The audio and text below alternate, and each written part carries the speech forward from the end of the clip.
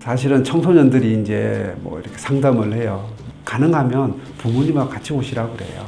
그런데 이제 부모님들이 사실은 학생들의 입냄새에 대해서 별로 심각하게 생각을 하지 않는 부모님들이 참 많으세요. 이렇게 이제 학생들은 막 힘들어하고 괴로워서 스트레스를 많이 받아가지고 입냄새 때문에 많이 힘들어해서 어렵게 이제 부모님한테 얘기를 했는데 부모님이 아우 뭐 입에서 애들 때는 뭐 양치도 좀 안 하게 할 수도 있고 뭐 이러다 보면 뭐 냄새 좀 날 수 있지 뭐 그게 큰 대수일까 하시다 보니까 학생들이 이제 아우 저 혼자만 갈게요 하는 경우들도 많고 이제 이렇게 되면은 이게 사실은 치료가 잘 안 되거든요. 그래서 꼭 같이 좀 오시라고.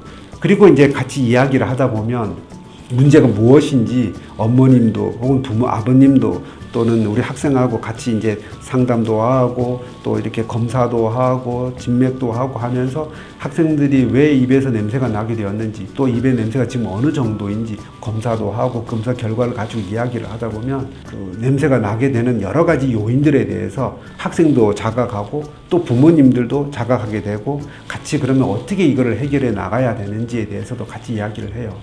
그 처음에는 이제 입냄새가 이렇게 자기가 난다는 것을 알게 되고 또 친구들이 약간 멀리 한다는 것을 알게 되면 학생들이 상당히 이제 마음이 위축이 와요.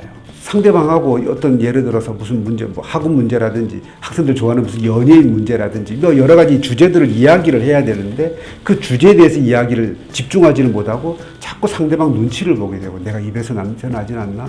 소통이 원활하게 잘 안 되는 거예요.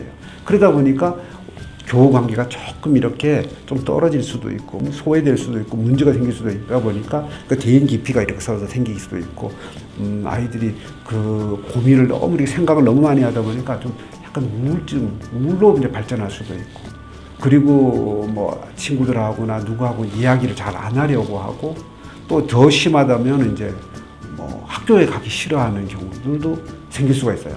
우리가 많은 부분에서 이렇게 무슨 학교에 가기 싫어한다, 청소년 우울증이다, 뭐 청소년 무슨 이렇게 대인기피, 무슨 사회 불안, 뭐 이런 것들에 대해서 이야기할 적에 간과하기 쉬운 것 중에 하나가 입냄새도 저는 있구나 하는 것을 청소년들하고 상담을 하면서 많은 걸 느껴요. 이 아이들이 그 이야기를 안 하다 보니까 어른들이 인지를 못 하는 거죠. 아이들이 그 표현을 잘 안 해요. 그 아이들이 여기 오는 것도 제 생각에는 그래요.